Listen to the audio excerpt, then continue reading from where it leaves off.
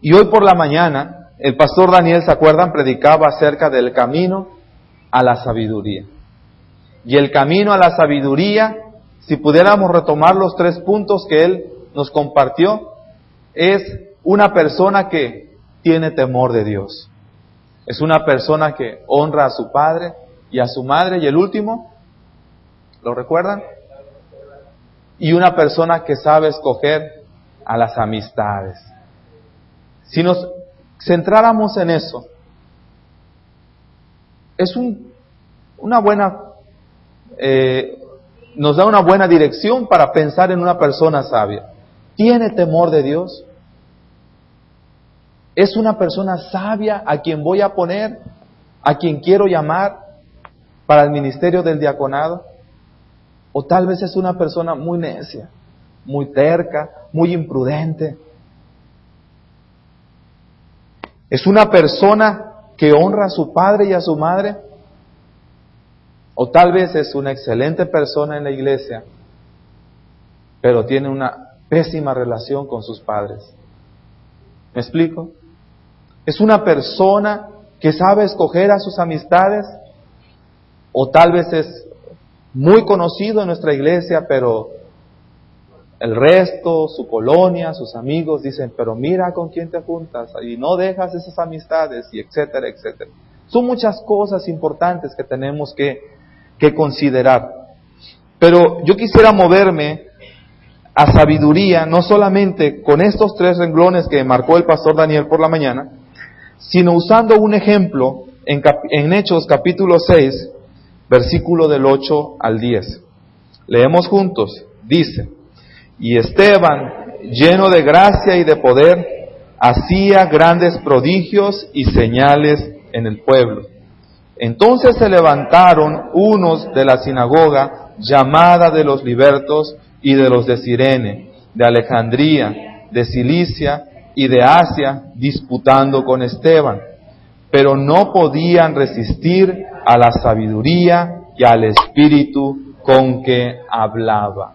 Si ustedes ven un poquito más atrás en el versículo 5, dice que agradó la propuesta a toda la multitud y eligieron ¿a quién?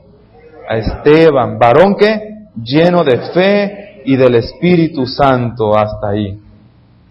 Y luego el versículo 10 nos dice que no solamente estaba lleno de fe del Espíritu Santo, sino que no podían resistir, ¿qué cosa?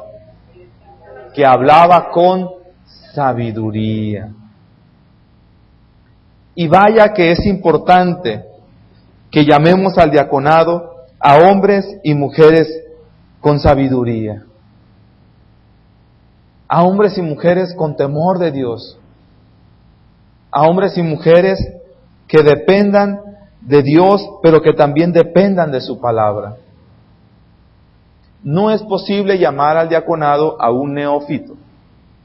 Neófito es un vocablo compuesto de 2 palabras. Neo, nuevos, y fitos, planta.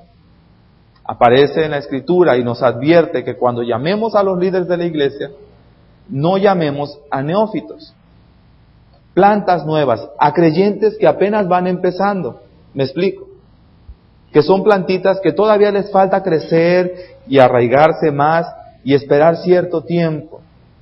Es importante que al llamemos a personas con cierta madurez en su vida espiritual, en su caminar con Dios. Si ustedes ven lo que dice el capítulo 7, dice que Esteban, el primer mártir de la iglesia cristiana, el primer diácono, cuando aparece el nombre de Esteban en la lista de los diáconos, los judíos tenían la costumbre de poner al líder siempre primero, y se sobreentiende que él era el líder de los diáconos. Dice que el sumo sacerdote dijo entonces: ¿es esto así? Versículo 2. Y él dijo: varones, hermanos y padres, oíd. El Dios de la gloria que apareció a nuestro padre Abraham, estando en Mesopotamia, antes que morase en Harán, y le dijo: sal de tu tierra y de tu parentela, y ven a la tierra que yo te mostraré.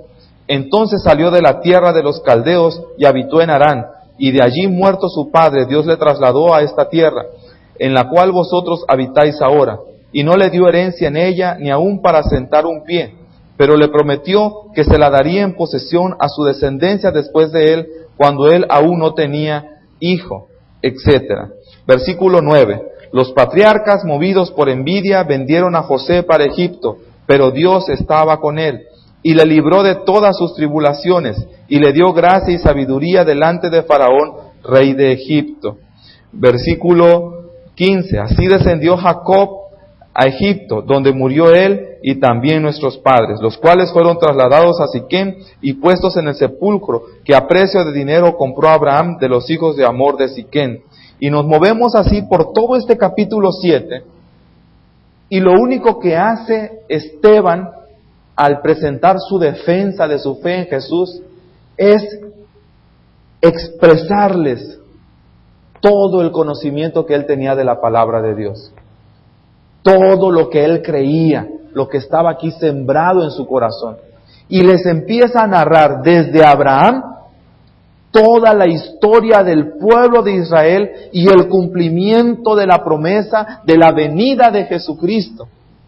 Y recorrió más de unos 2000 años, 1500 años aproximadamente, de historia, diciéndole a la gente, al Sanedrín, al concilio que tenían frente, por qué él creía que Jesús era el Rey de Reyes, el Señor de Señores, el Salvador de su vida. Era un hombre que tenía un corazón lleno de sabiduría, pero esa sabiduría la había adquirido ¿de dónde? De la palabra de Dios. Él te habla de fechas, de lugares, de esto y de aquello. Y a veces nosotros nos preguntamos si han leído alguna vez la historia de Daniel, y después de unos 15, 20 años, nadie la ha leído. O volvemos a predicar de Elías, de Eliseo, y pareciera que somos nuevos en el tema. Esteban estaba comprometido con su fe, con su crecer en su vida espiritual. Y su sabiduría estaba sustentada en la palabra.